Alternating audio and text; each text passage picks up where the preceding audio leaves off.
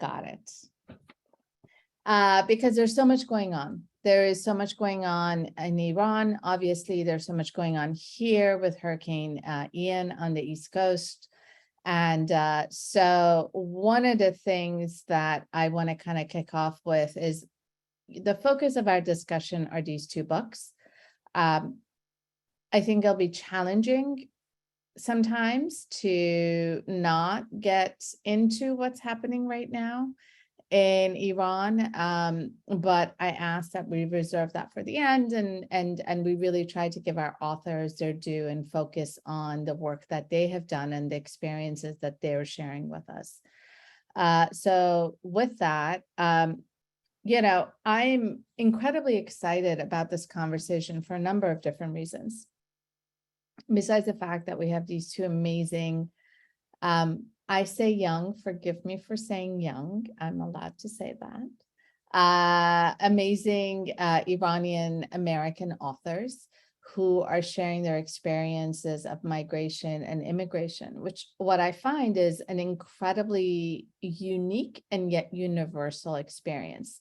So for those of you who've read American Dirt, I will tell you that when I read that book, I felt like it was written based on my experience of leaving Iran through Pakistan. So, we learn from each other and we create a community that is much broader as immigrants as we share these stories and these experiences. So I'm humbled and excited and amazed that we get to have this conversation with these two incredibly accomplished Iranian women. And I'm just going to say, of course, Iranian women are accomplished. But with that, I am going to guide you through this discussion. We'll allow Golara and Donya to share their experience with us. And then afterwards, we'll get in a discussion and we'll see where that goes. So with that, I would love to start with Golara. Golara Jan, welcome. And thank you so much to both you and Donya for agreeing to have this conversation with us. So your book is very unique in its structure. But before we get into the structure of the book, why don't you just share a really high level kind of introduction of your stuff and give us a synopsis of your book. Okay, I gotta go. No, not this. Whoever's whispering, we can hear you. Wow. Thanks for taking care of that, the mute. Thank you so much, Termeh Aziz and Pars Place for having both of us, both Donya and I here. And everybody, all of our guests, thank you so much for being here. It means a lot for me personally to see you and have your support. My name is Golara Haghtalab. I am an immigrant, and my book is called Immigrant, Courage Required. It is called that because as a person who left Iran and came to the US, I experienced change, and I thought with every change comes a certain level of bravery or requirements of a certain level of bravery so that we can move past that change and grow and thrive. A little bit about me. I was born and raised in Iran, the city called Gonbad Kavus. It's northeast of Iran. Most people who live there or in that area are Turkmens, and so I am a Turkmen person. That puts me in an ethnic minority, and I lived there about 21 years before winning a diversity visa lottery with my mother. Both of us, we won 2 cases in 1 year, and coming to the US. I consider myself very lucky and my journey very smooth and privileged in so many ways in comparison to other individuals who also migrated and left Iran. So when a lot has happened, I came to the US and did all the education and work, and gained those experiences, but I decided to write the book which is right here, and I will read some from it because when in 2020 social justice movements were happening in America, I wondered, where do I fall into that grid of identity? And thought maybe I'll share one story of mine and add to the collective of immigrant voices, and from there it will emerge some sort of identity for people like myself. So hopefully, Termeh, that was good enough at this point. Absolutely. You touched about the kind of the experience of coming here on the diversity visa. And one of the things, there's a couple of things in your book that I found really interesting. One of the things that I want to touch on is, first of all, I can tell how amazingly analytical you are because I can feel you analyzing your experience as I read this book. And it's just like really a fascinating experience to kind of experience somebody else trying to digest and process what it means to kind of belong to another culture. And one of the things that you kind of start out with, which I really resonated with, was this idea of trying to express yourself as someone who is incredibly expressive in a different language, and how that shifted your identity as someone who all of a sudden found themselves at a disadvantage in expressing themselves. And I'm just curious, to what extent do you feel like that is, have you found your voice with this book? And do you feel like at this point you are at peace with this duality? Or actually, in your case, more than duality, because Farsi was your second language. So I would love to hear more about that. What a wonderful question. Yes. So back in Iran, I was that chatterbox, extreme extroverted type of person. Words were everything. I loved literature. I loved, obviously, Turkmen language, and I really, really appreciated Farsi. And Farsi literature, I learned a lot of history and words with that interest in the 20 years that I was in Iran. And I started writing poetry in high school. I would write my poems in Farsi, and obviously was a social butterfly back in Iran. I come to the U.S. and I have this piece that I write. Out of all collectibles, I collected words, but once a big treasure for me, I lost overnight, the night I left my country. And that really literally what happened to me. I came to the US and my English was limited. It is really a lot that goes into knowing and learning and being fluent in one language to be able to express yourself. And I didn't have that. English, in some ways, it's not similar to Farsi. Its grammar and structure is different. I'm lucky that it is, from that perspective, more similar to my mother tongue, Turkish. But still, not having enough vocabulary and not knowing the nuances of this country, the culture, the jokes, the TV shows. I mean, yeah, it takes a lot to make a joke. And when I couldn't make a joke or connect with people with words, I felt like, oh my gosh, I don't know, I don't have any other tool to communicate. And I'm sure that's not only my story, it's most of us who immigrate story. As a result, I became more of an introverted person. To this day, I cannot shake off the introversion. But I found other tools. Painting and writing nowadays are my tools for expressing myself. And with people who I come across to find, and whom I come across and find honest and trustworthy, I can show my broken attempts in expressing my thoughts in English, and that's accepted. So that's where I am. Writing the book really helped with analyzing all of this and kind of bringing me to some sort of peace. So now I feel a lot more comfortable with at least this one topic.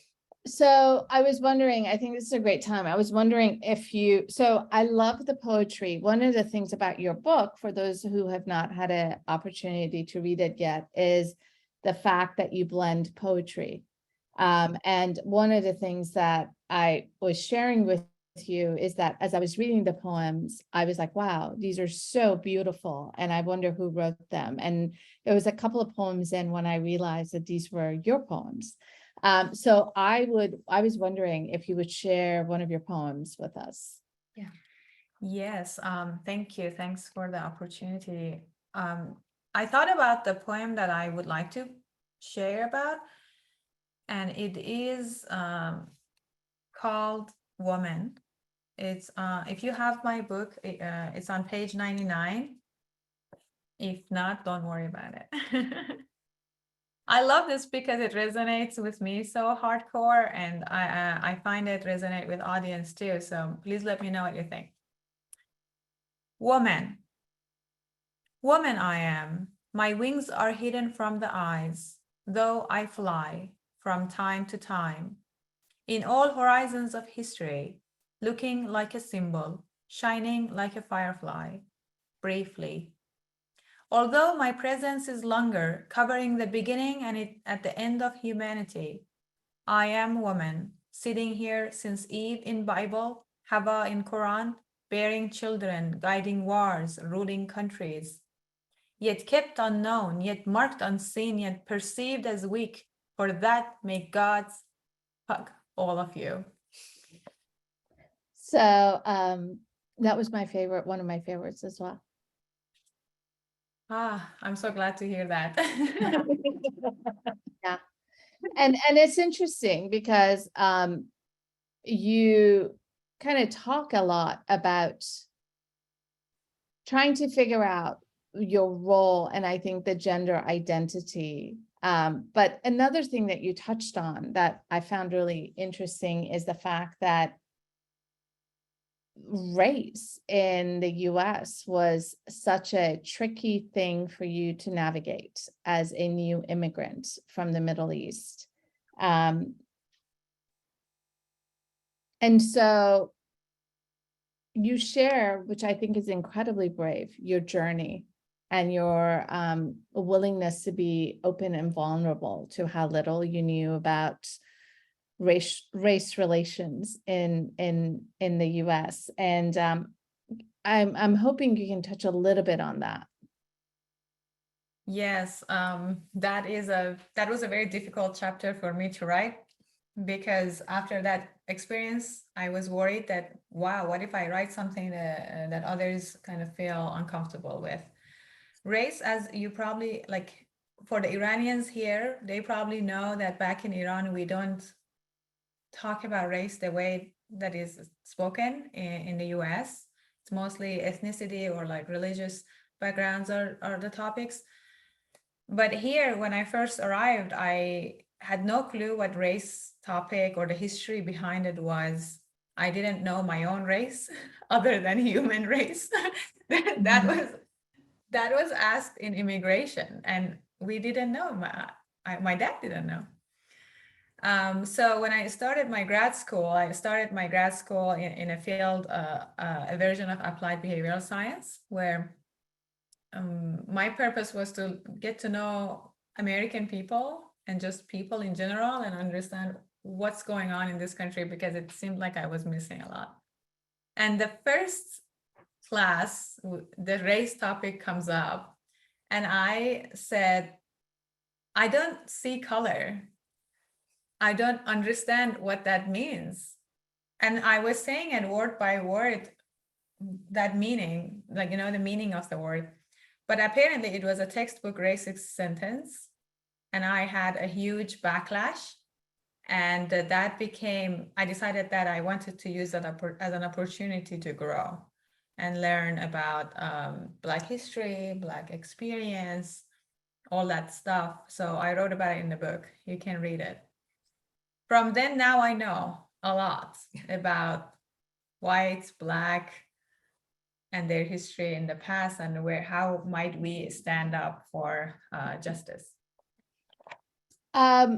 Following up on that, one of the things that I think is really important is the idea of what happens when you come here as a new immigrant. And you talk about Ava and how she helped your family kind of transition into life here. And what I found really interesting is that who reached out to you and who was there for you was not another Iranian family or anyone in the Iranian community, but that this woman who was so open and giving, and it sounds like, and I was just wondering if you have, in your experience, felt that you have gotten more support outside of the Iranian community and within the Iranian community, or if it was just a matter of you having come and having met her.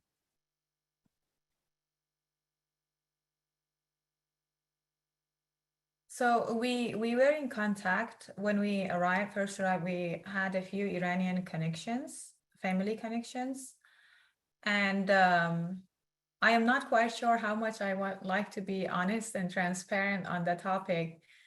But after a few months, the relationships become clouded. It was some stories and, ghosts and conversations that made it all uncomfortable. And I think within my own experience that it has been a common theme. Sometimes maybe it was on my end and my family, as well as other families, that we failed to meet each other where we were. I think that's what happened. And around the same time, we met this woman, and she's American.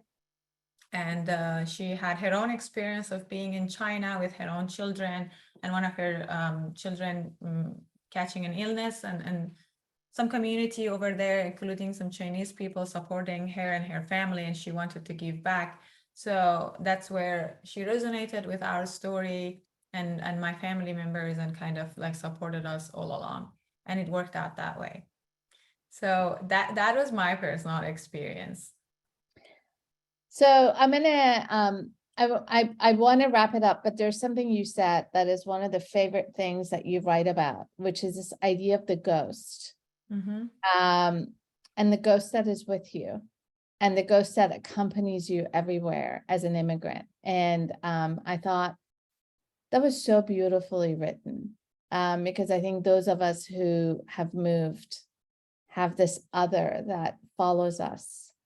And so I thought you captured that beautifully. But I want to give you the opportunity to maybe read a little bit more from your book.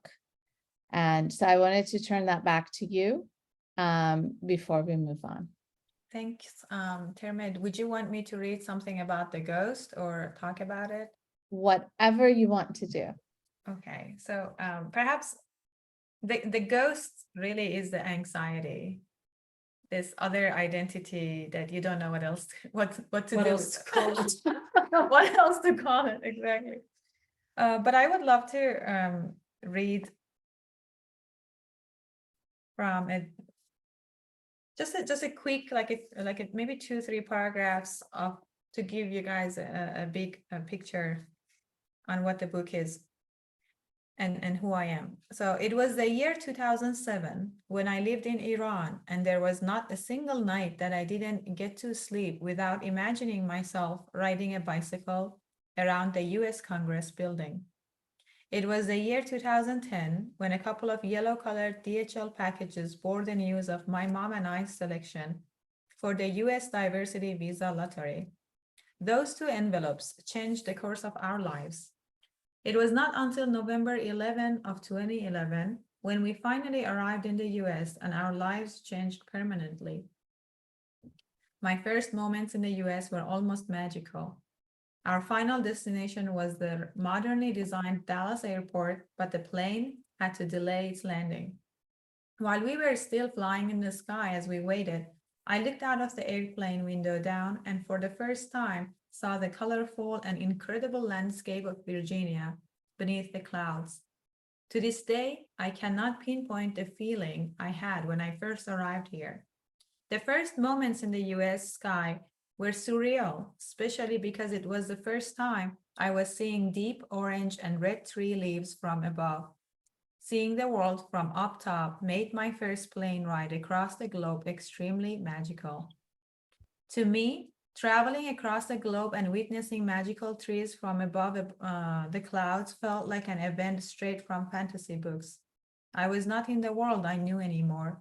My eyes were opened up to an alternate world, the parallel universe that modern physicists talk about with its people living parallel lives to mine.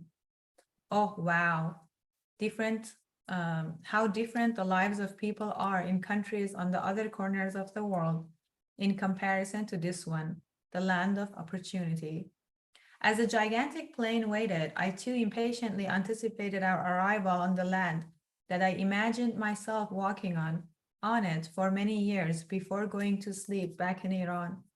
That day, I decided to believe in wishes being granted. Bingo. Dream one is achieved. Why not dream bigger now? I smiled. Beautiful. Thank you. Thank you for sharing that.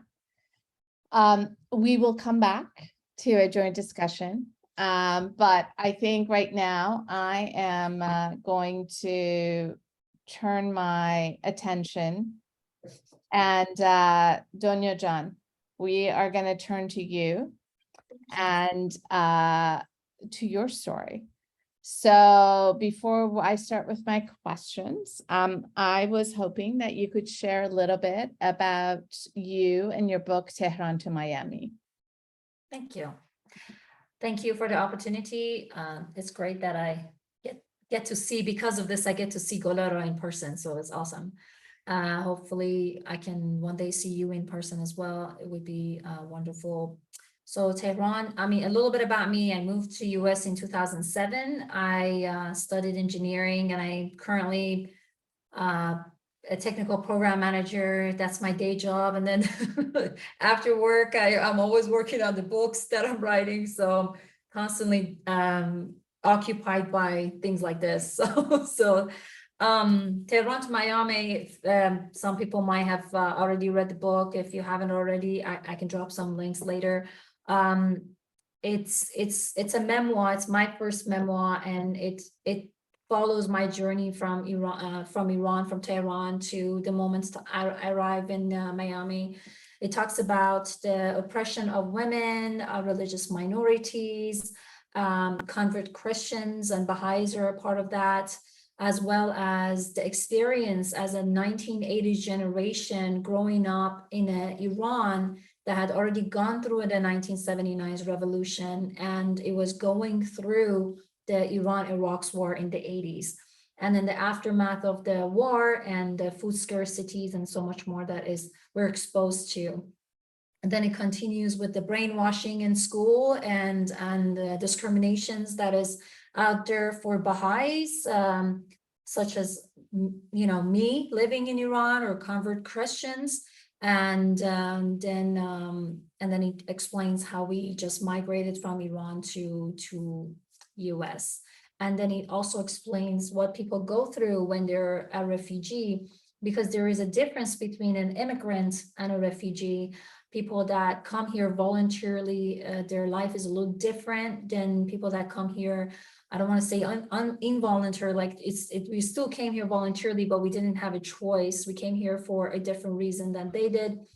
And I also felt that in 2016, 17, 18, and 19, there was a lot of talk about immigration and immigrants coming here, or refugees coming here, and how they were not being vetted correctly. So I made sure that I do explain that in my book, that there is a process and there is extensive vetting before they let anybody in this country, unless you jump the fence or swim here. I mean, if you didn't do that and you came on a proper visa, then you've been vetted properly. There's a lot of, so I have to start out with saying that there's a lot in your book that I really, it resonated with me. One being the fact that I've actually been to Rafsanjun and I've been to Kerman, and my grandmother is Kermani. So, you know, there was that. That's Well, awesome. Yeah, so I was like, oh, I'm surprised you didn't pull the whole Anar thing in. I was like, okay, but she did talk about the peste. That's true. Yes. Yeah. So that was really interesting. And one of the things that I thought was really interesting is I found your book to be incredibly personal. And I found it to be, you know, so many different threads that went in there. One of the things that I wanted to talk to you a little bit about is one of the themes is about being a woman in a not just male-dominated society, but a male-dominated family in some ways. Yeah. And I found that really interesting because your mom, as written, was an incredibly empowered woman who had accomplished and had kind of written her own story until she got married.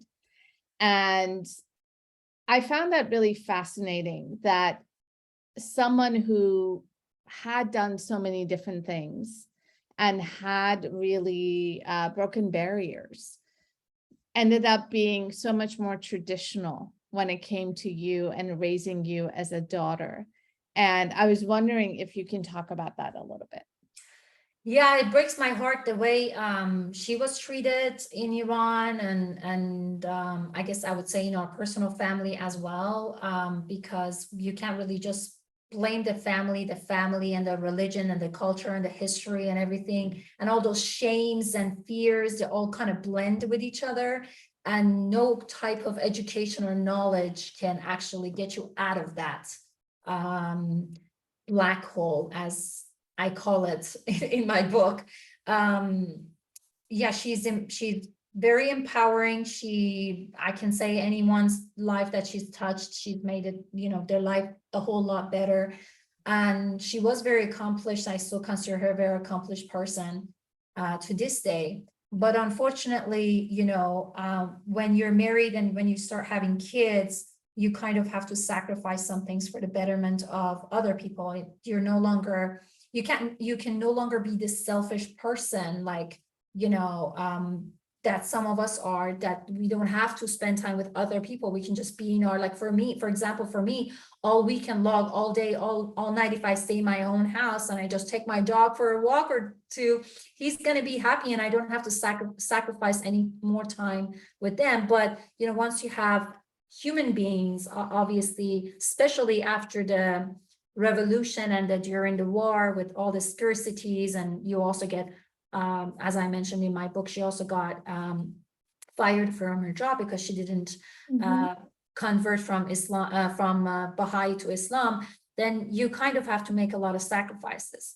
But she did raise me and my brothers to be who we are, and I'm very proud of every one of us, because we are accomplishing so much. So you can see the rest of her work in us, I guess. Absolutely. And it was very clear that she also, I wouldn't say struggle, but that was something, that balancing of family harmony and, you know, her faith and prioritizing her family and all of that versus everything else that was happening in her life at that time, that came across. One of the other things that you touched on that I found really interesting is the misinformation in education and how that is used as a weapon to shape societies. You know, I think propaganda in education is not shocking. I'm going to talk about that in a little bit, but I would love to have you talk about that and have you kind of talk about what it's been like for you as you're hearing and learning these alternate facts and histories as you've left Iran. Yeah, that's I say it's a learning progress. I don't know if it's happened for you or not, but Golara, but I feel like we were the term is brainwashed, but then it's also misinformation because they're giving you this a lot of information in the books. And I sometimes somewhere in my book, I also mentioned that the history before the revolution is like 1 to 5 books after the revolution is kind of like that, because they keep talking about the revolution and then they carve facts out, even about the Baha'i faith. They talk about it in our books when we go to school, and they give out all this misinformation. This is not 2,000 years ago. This is like less than 150, 70 years ago. Faith, there is a lot of it that you can verify online. So as I came to this country, I did actually mention one of them and actually posted on my Facebook as well. I did a reading of that one paragraph that I talk about Khomeini, for example. He was his father was from India. I mean, I did not know that until just some years ago.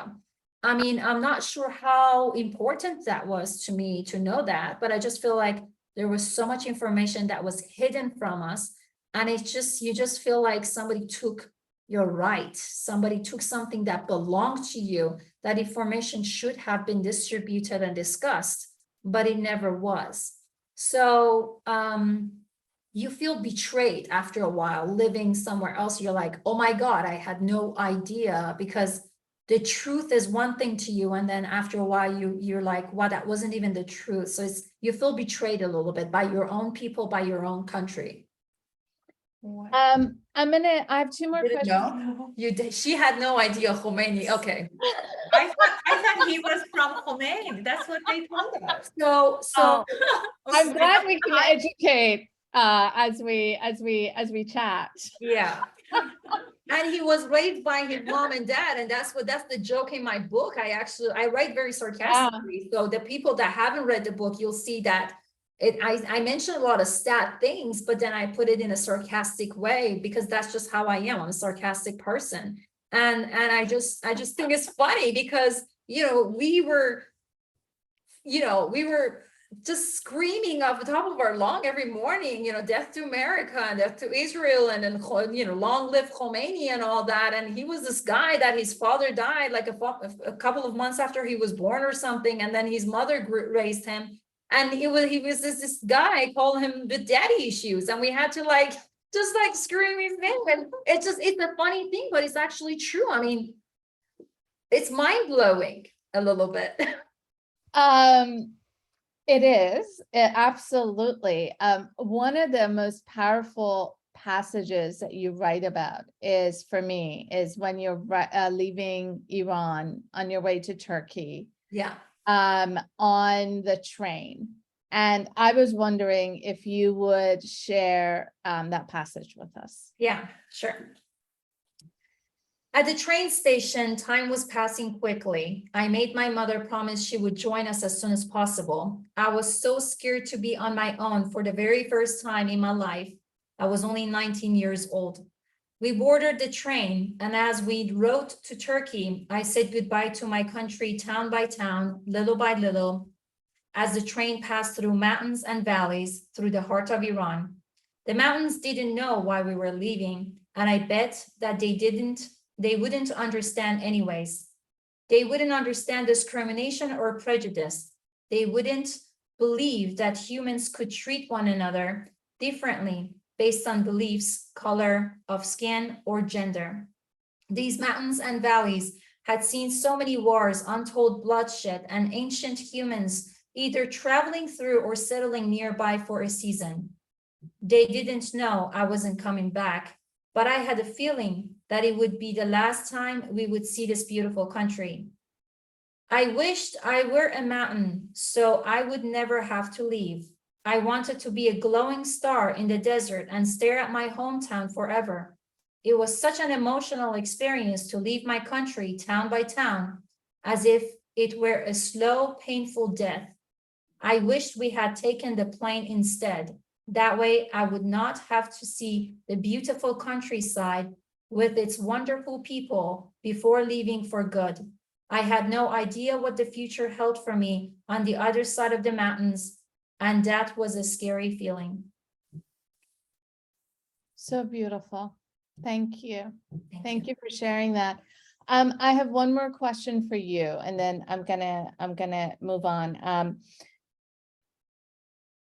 I am curious because you grew up in a dual religious family, and you made a very conscious decision of what you wanted your faith to be. And what I'm curious about is why you didn't choose not to have one, and why you chose the one that you did, which I kind of understand because of the way that you talk about the relationships, but I'm just curious as to that choice that you made in an environment that wasn't welcoming of that choice.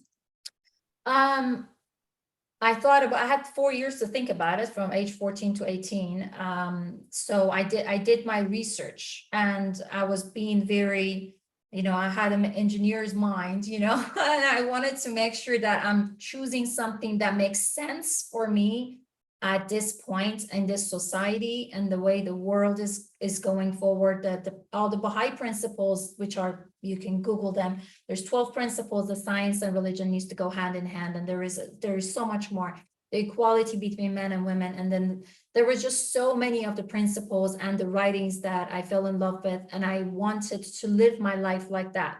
I chose to have a religion in a society that you were expected to have one, because not having one, being an atheist, was not a thing. I didn't even ever cross anyone not to like that didn't have a religion until like I came to US. So at the time I thought I had to have one, but then I used I always say in Persian, I say that I used the religion like as the back of the seat, like where you can rely on, you can feel protected and safe and secure. So I wanted to have one, and I'm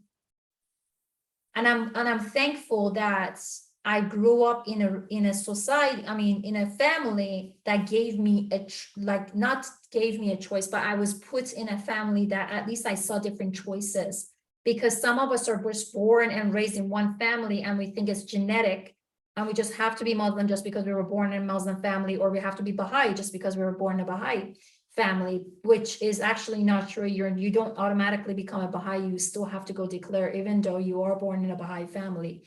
So I feel lucky, and I hope that people now with the internet and with so much that is accessible to people, they can actually go and investigate the truth for themselves, because investigation of truth is also one of the Baha'i principles. Thank you. Thank you for sharing that. I want to pivot a little bit at this point. One of the things that I found really interesting, and Golara, as you were writing about your experience with what happened with George Floyd and what happened in Charlottesville and race, and when I read Donya about I knew the propaganda that we grew up with, but you kind of called it out really nicely.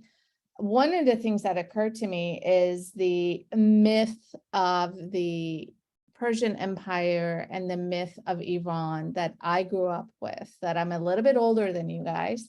And so one of the things that I think is really interesting is, for us, there is this national identity that was created during Shah's time that was very uniform. Right. So there was this understanding. My parents had friends that were Jewish, and they were Baha'i, and they were from other faiths. But I grew up feeling like the Iranian identity superseded all of those. And it took me a while to understand what it meant to say I'm Persian versus Iranian. It took a while for me to understand and kind of accept the tapestry of different identities that is the Iranian identity.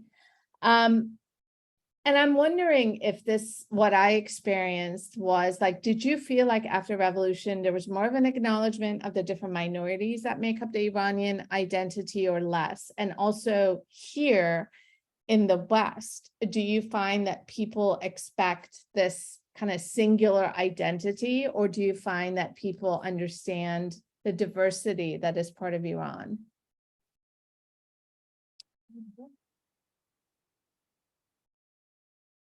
I could go. So I was born after the revolution, and so I cannot speak about what was glorified before during the Shah time, other than the textbooks and my parents' stories. So I don't know if there was a concept of diversity back then, given that diversity topic is a very new thing. Diversity inclusion is very new. All I know is that, yes, there was this great identity of Iran's empire, 2,500 plus and change years of empire system ruling over this country and being very glorified. At the same time, at least with my own tribes, back in Iran, I know that Shah of Iran about 200 years ago helped settle my tribes in where they are now, and it's their own city. We don't live tribal anymore. It's very modern for their own standards. So that gives me some understanding that back then they also did care about different what we call qawms, tribes, and ethnic different ethical groups, given that Shah's last wife was Bakhtiari, and they are also from a different tribe. After revolution, where I lived, again, I've heard some stories in terms of related to my own tribe, and also heard about Baha'is, which we had some in our city, that went kind of against the diversity and inclusion and all that equity conversations that we'd like to value, as their presence might have been even diminished in the society. I know that there were some events against my own people, at least twice, at the beginning of the revolution, because they wanted more time to make a decision whether or not they agree or this is what they want, and there were some attempts against them. So I am not quite sure if it improved after the revolution, and I don't have any lever to kind of compare. Sounds great. How about you, Donya?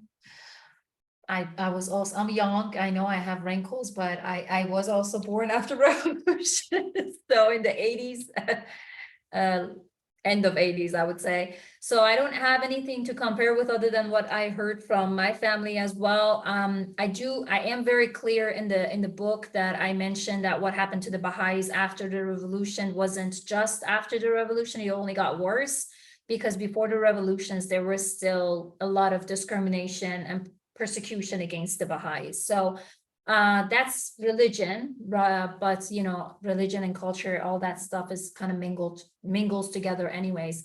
I would explain that in Iran, I always felt like the different ethnicities were respected. That was my understanding, but right now, with coming out of Iran and hearing so much more, I don't think that was the case, or that is the case still. That's about Iran. But when we come to US, I don't think Americans or non-Persians actually understand the different, the diversity that we have in Iran. I try to explain it a little bit in my book. As you see, my book, even though it's a memoir, it has different chapters about Iran and the culture. So I don't even think in this country that we're living right now in US, Americans even know their own ethnicities within their own country, or very much respect their own, they make fun of each other's, state anyway. So I feel like we still have a lot more to do, to bring that awareness and make sure people are united instead of against each other, because I feel that a lot. And even though I'm in US, I feel like the moment you say hi to another Persian, another Iranian, they often ask you where you're from. And they want to judge you and put you in a group if you're from Isfahan or Mashhad or Shiraz or whatever, right? I mean, my mom's from Rasht. I totally get it. Great place. You have Anor from there and Anor from Kerman. It's I like, do. I'm like recognize a all of them. mutt. I always tell everybody I'm a mutt. I'm from all over Iran. So with that, I have one question for both of you, and then I want to open it up for others and to see if they have questions. I'm going to ask you, what is the single one thing that surprised you the most about the US? So I'm going to go with Donya, you first. People's lack of education about other cultures. Did I steal yours? Sorry. You can second me. All right. Golara, how about you? I think for me, one thing that really shocked me was the race conversations and history. Yeah. That was super shocking to me. Yeah. It's definitely cultural education for Yeah. those of us who weren't raised here. So I'm gonna we have about, I mean, we will stay on as long as everybody wants, but we have about 10 minutes for our time. So I want to open it up and see if if anybody has any questions or any comments for our authors.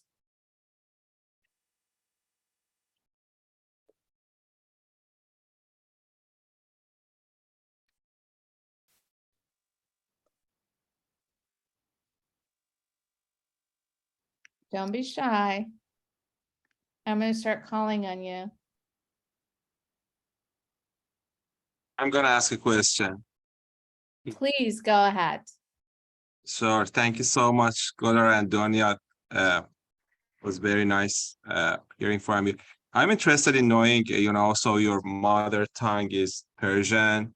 So how was your experience writing in a second language as English?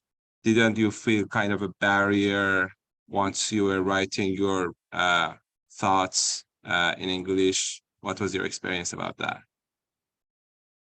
I'd say, I mean, her and I both came here at around the same age, like 2020. So I would say, I grew up in Iran, just Persian was my only language. So when I came here, I didn't really know anything other than this is my book and that is my desk and here is the door. Like that's all we knew.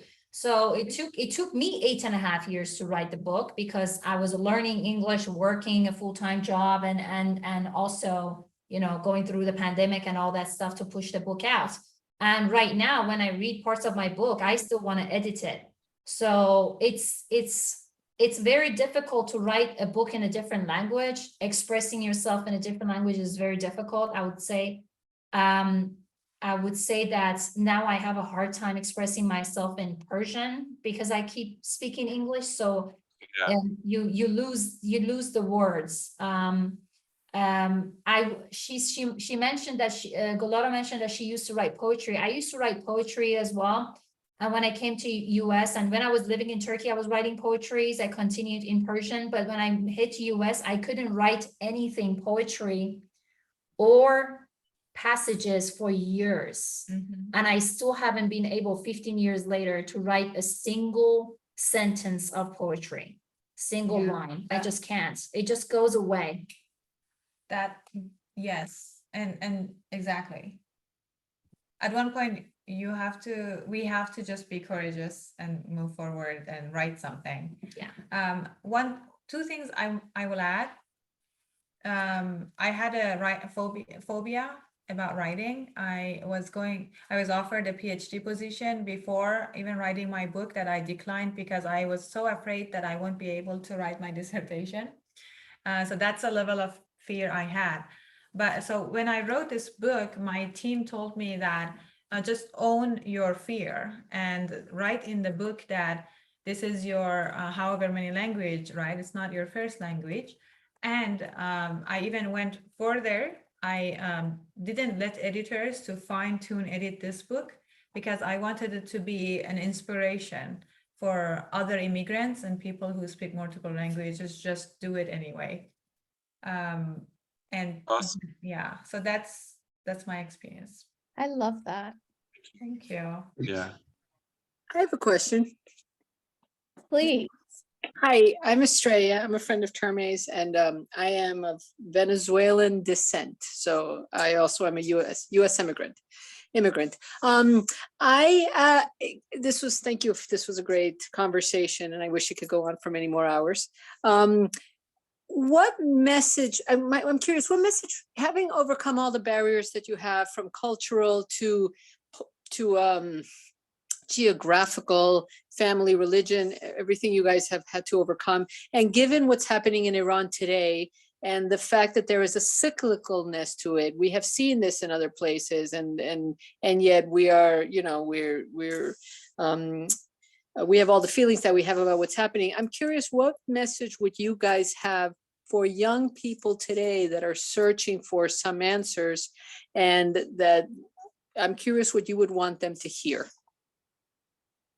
Youth in Iran or outside of Iran? In Iran. I want them to remain strong and know that people like Golara and I are fighting for women in general, not just women in Iran.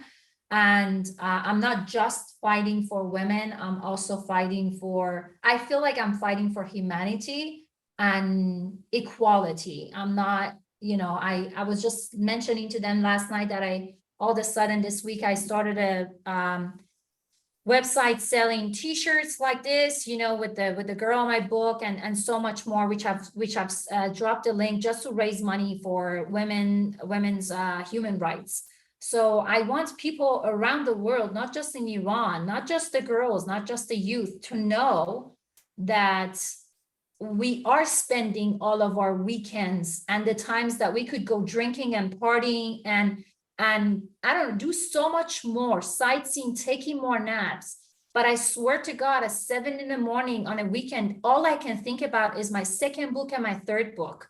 And how can I help someone set up their LinkedIn and do that stuff? I want people to know these things, not so they know that I'm all this great being. No, I'm nobody. I'm just a tool.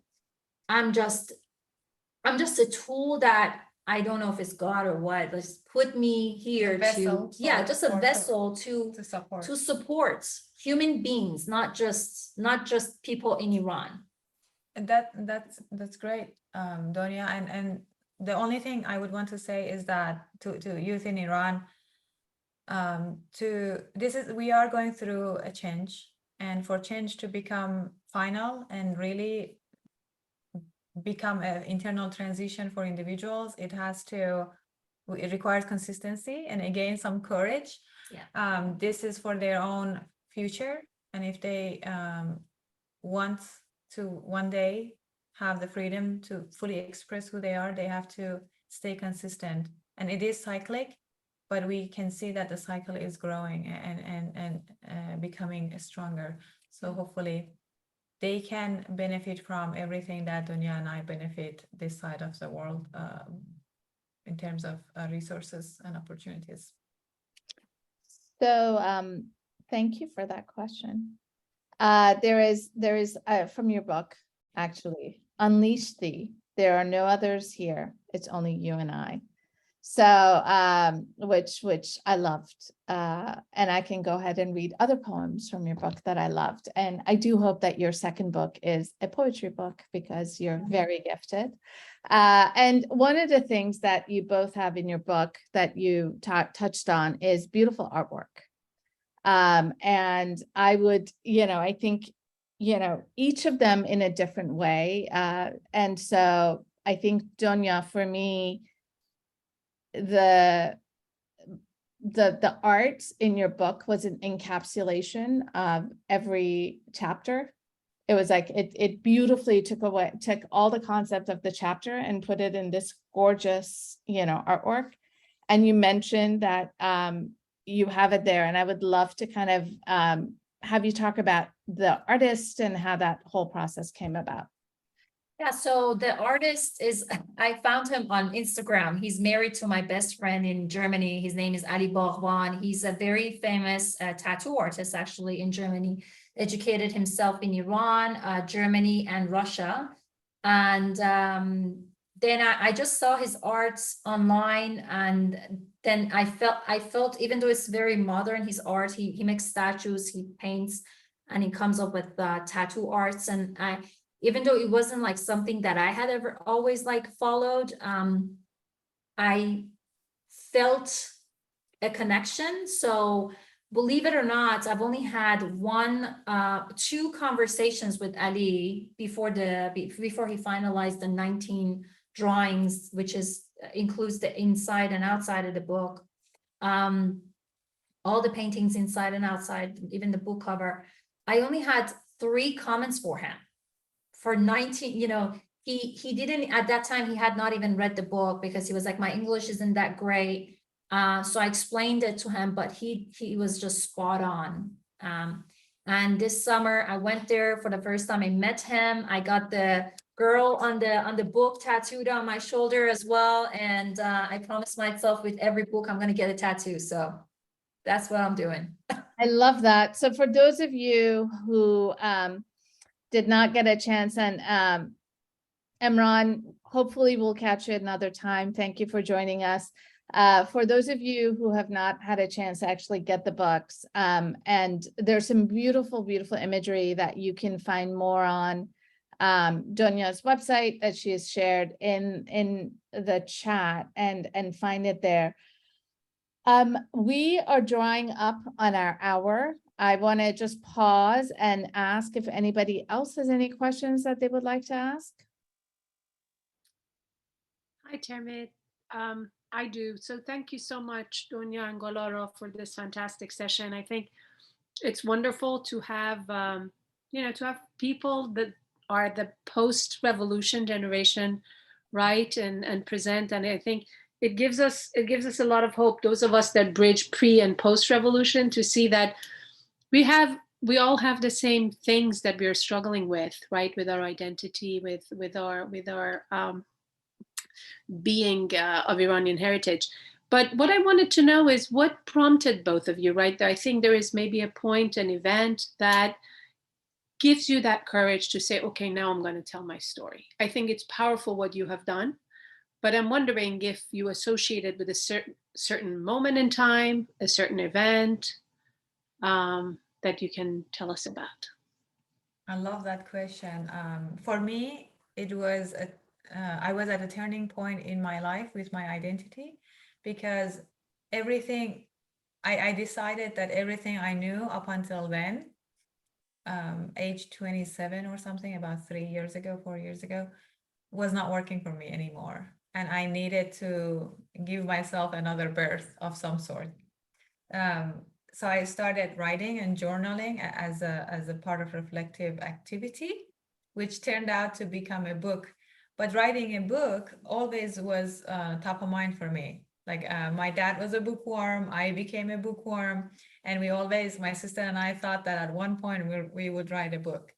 So they all come together as I decided to recreate myself. Thank you. 4 years ago.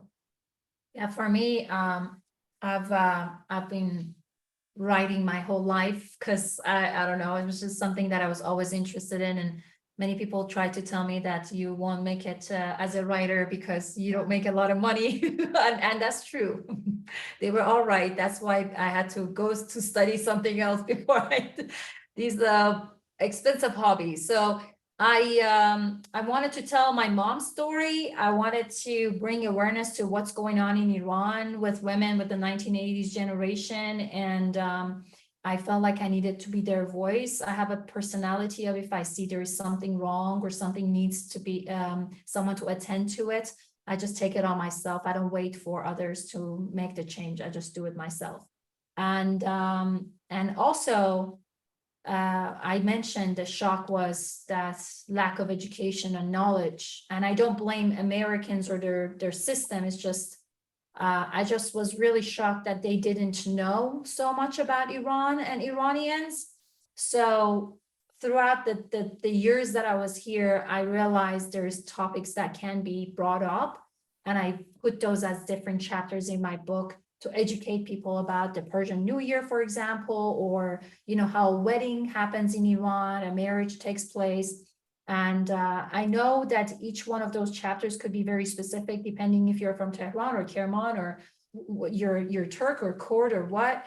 But I try to put a version that covers a general, cultural thing. So.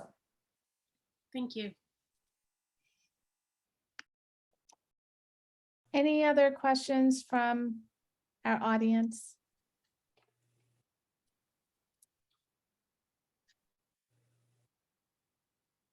So, Donya, have you talked to Tara? Tara? Oh, my friend. Yeah. I had to change her name in the book, so her name is not actually Tara. Okay. I have been in touch with her. Of course, I actually saw her when I went to Germany. So, yeah, I'm in touch with every person that is in that book. I still talk to them. I actually go visit them. Yeah. That's amazing. Thank you. So I encourage everyone who hasn't to get the books, and we didn't get into this, but actually Golara's sister is the one who has provided art, beautiful art for her book as well. Yeah, it's just some beautiful pieces.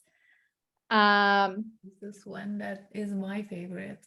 Yeah, no, those are amazing. And what I'm just curious, what's next for each of you? Go ahead. For me, I'm working on a second book called Magnetic You. This one is more like a storytelling and research mixed thought leadership kind of book, and talks about the impact of speaking a different language or living in a different country, and all the struggles that I talk about in my first book on your day-to-day life, and how can you turn that to be a step up for you and for myself, like how can we now benefit from all of our diverseness and unique self. In fact, there's some great research paper on the people like us and how we show up in workplace and in life in general. I love it. I actually, you have a lot of great research in your book that I highlighted as I was reading. I was like, oh, I got to read that book. And oh, I got to read that book. So yes, thank you for sharing that. And Donya, we heard about books.